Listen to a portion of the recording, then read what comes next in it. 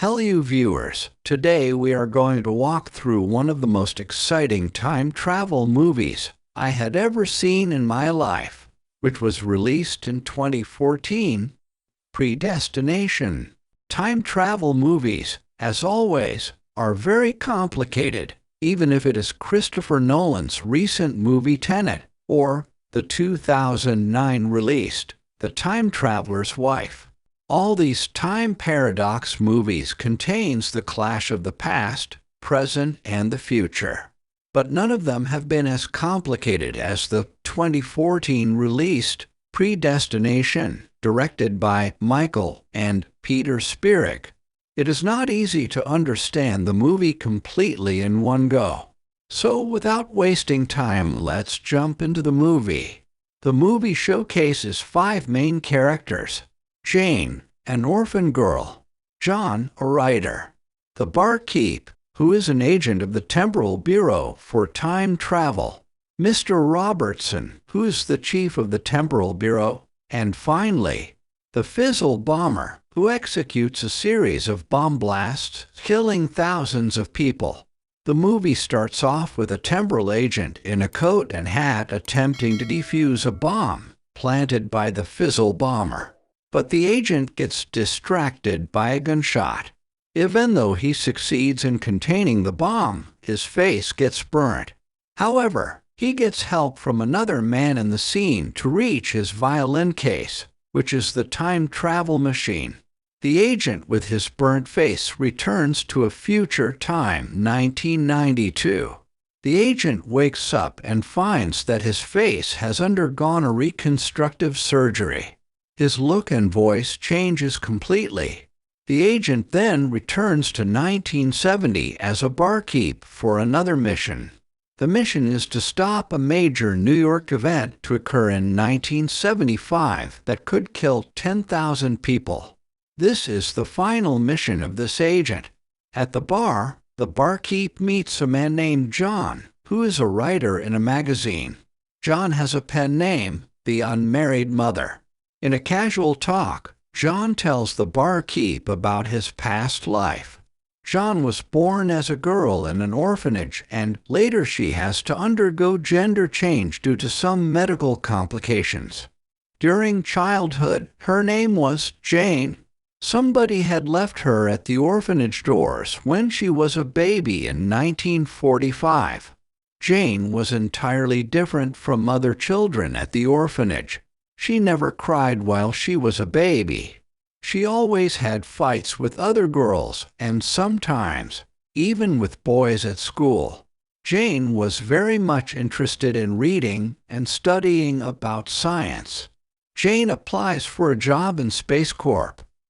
The job was to help and serve astronauts in space who can't handle the stress. Jane topped in all physical and mental tests at Space Corp.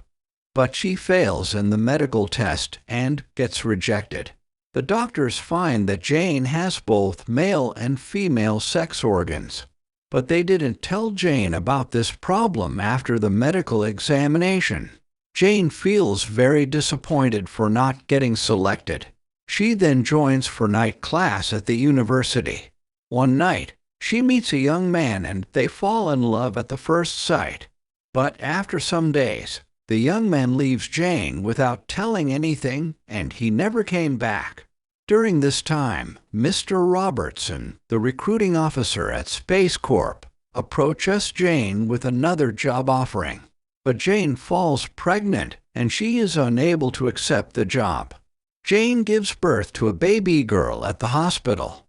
But due to some complications in the pregnancy, doctors remove her female sex organ. And thus Jane undergoes a gender change. Jane thus becomes John. She changes her appearance to suit a man. She also tries to change her voice to match that of a man. At the hospital, Jane's daughter gets kidnapped by an unknown man. John moves on in his life. He starts to write on a magazine using a pen name, The Unmarried Mother. Eventually, he becomes a famous author. By that time, John has developed a hatred for the stranger who cheated him and ruined his life. The barkeep reveals that he knows about the stranger and his current location. He promises John to take him to the stranger for taking revenge on him. But the barkeep asks John's help in his mission. Agreeing to this, the barkeep and John returns to the past. In the next scene, John stands on a corridor of a university. Suddenly, a girl bumps onto him. He was shocked to see her. He found that he himself was the stranger who fell in love with Jane. Are you confused, guys? Actually, the male Jane from the future falls in love with the female Jane in the past. Maybe this can feel a little difficult to digest. Hang on. Things will get weirder as the story progresses. During this time, the barkeep jumps back to 1970 to the bomb defusal event, which is the first scene of the movie. Here, the barkeep gets into a fight with the Fizzle bomber, and he faints. The barkeep wakes up just before the agent gets his face burnt.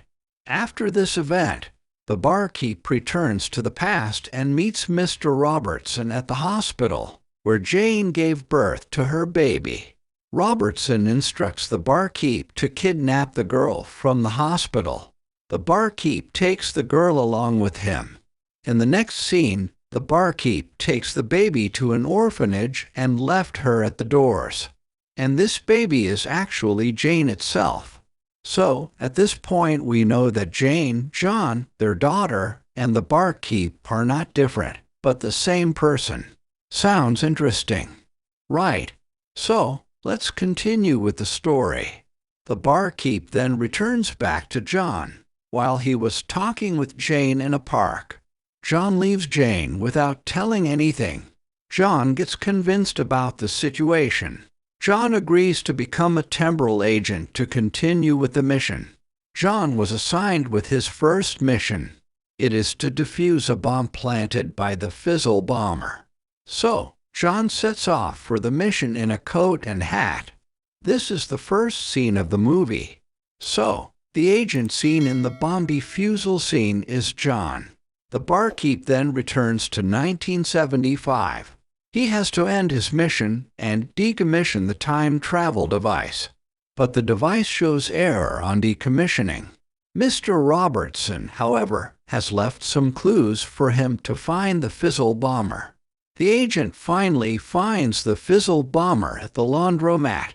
To the agent's surprise, he discovers that Fizzle bomber is actually him from the future.